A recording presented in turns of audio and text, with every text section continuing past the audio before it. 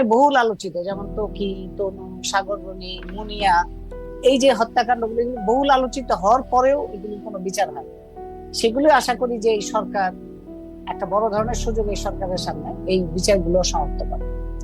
আর 5ই আগস্টের পরে 5ই আগস্টের এই যে বিজয়ের যে আনন্দ, সেই বিজয়ের আনন্দটা মানে আপনি বলতে পারেন যে আমি যে আনন্দে একটা স্বতঃস্ফূর্ত আনন্দ ছিল, সেটা সন্ধ্যার পরে বিভিন্ন ধরনের খবরে থমকে যেতে থাকলো যে আমরা কি পরিস্থিতির মধ্যে চলে যাচ্ছে, নিয়ন্ত্রণের বাইরে চলে যাচ্ছে কিনা। কারণ তখনই আমরা শুনতে পাচ্ছিলাম যে বিভিন্ন ধরনের বিভিন্ন অঞ্চলে সংখ্যালঘুদের উপর আক্রমণ হচ্ছে, কিংবা ভাস্কর্য ভাঙা হচ্ছে, মুক্তিযুদ্ধের বিভিন্ন ধরনের যে সমস্ত চিহ্ন সেগুলি ভাঙা হচ্ছে, শিল্পকর্ম যেগুলো ভাঙা হচ্ছে, মূর্তি ভাঙা হচ্ছে, এবং শিল্পী কিংবা অন্যান্য এই ধরনের এই আক্রমণ, মানে এই ধরনের আক্রমণ, ধ্বংসযজ্ঞ, লুটপাট, এইগুলোর খবরাখবরগুলো খুবই মানে বলা যায় যে আনন্দকে ম্লান করার মতো পরিস্থিতি তৈরি হচ্ছিল। তারপরেও এটা তখন তো সরকার ছিল না, তখন সরকার ছিল না, যদিও দায়িত্বে তখন সেনা প্রধান বলেছিলেন যে আমি দায়িত্ব নিচ্ছি।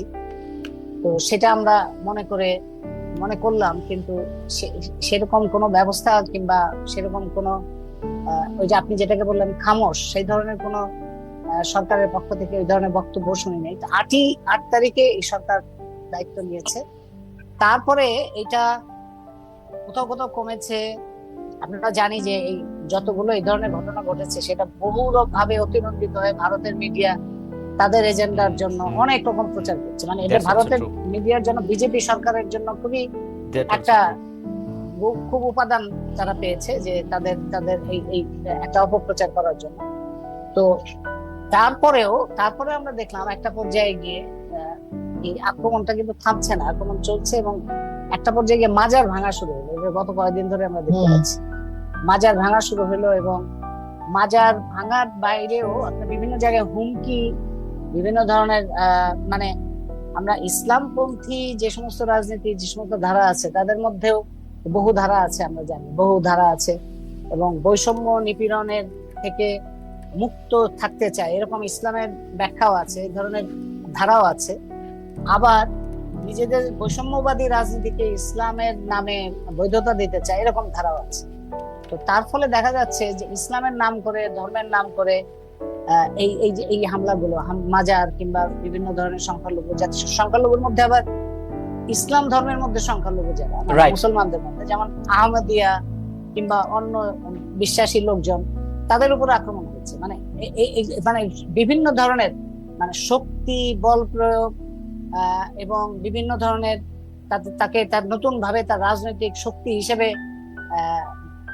আবির্ভাবের যে একটা উন্মত্ত চেহারা, সেই চেহারাটা আমরা দেখতে পাচ্ছি। এটা একটা উদ্বেগজনক।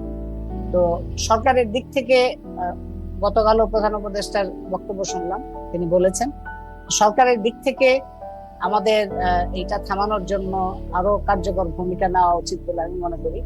আর বৈষম্য বিরোধী ছাত্র আন্দোলনের নেতৃত্ব, যেহেতু তারা একটা বড় দায়িত্ব পালন করেছেন, ভূমিকা পালন করেছেন, এবং তাদের একটা সারা দেশে তরুণদের মধ্যে নেটওয়ার্ক আছে, তাদের দিক থেকেও এই বিষয়ে আরো গুরুত্ব দিয়ে কার্যকর ভূমিকা মনে করি যে নেওয়া উচিত।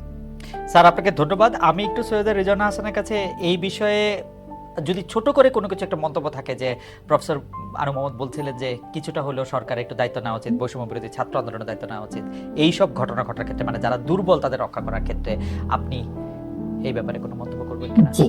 জি, আসলে একটা প্রায় ভঙ্গুর পুলিশ বাহিনীকে সাথে নিয়ে আমাদের যাত্রা শুরু করেছি আমরা। ওদের মনোবল চাঙ্গা করা, জনগণের সাথে ওদের আবার সম্পর্ক স্থাপন, এই কাজগুলো করতে আমাদের সময় লেগেছে, সময় লাগছে। আমি একটা কথা বলি যে সরকার অনেক জায়গাতে অনেক কৌশল নিতে হচ্ছে তাকে। কোনো জায়গায় গার্মেন্টসে বিক্ষোভ হচ্ছে কারণ মালিক পলাতক, কোনো জায়গায় বিক্ষোভ হচ্ছে ঝুট ব্যবসার ভাগাভাগি নিয়ে, কোন জায়গায় মালিকদের জেনুইন দাবি আছে। কাজে 3 জায়গায় আমাদেরকে 3 কৌশলে আগাতে হচ্ছে। হ্যাঁ, এটা আমি একমত আনু ভাইয়ের সাথে যে আমাদের যে ভূমিকাটা আছে সেটা এখনো পর্যন্ত জনগণের প্রত্যাশিত মাত্রায় যেতে পারিনি আমরা, সেজন্য আমাদেরও কিছু লিমিটেশন আছে, সেটা নিশ্চয়ই আপনারা দেখছেন, বুঝছেন। কিন্তু আমরা আশা করছি আগামী 2-3 সপ্তাহ বা 1 মাসের মধ্যে আমাদেরকে আপনারা আরো কার্যকরী ভূমিকায় যাবেন। এখন বৈষম্য বিরোধী ছাত্র আন্দোলনও অনেক চেষ্টা করে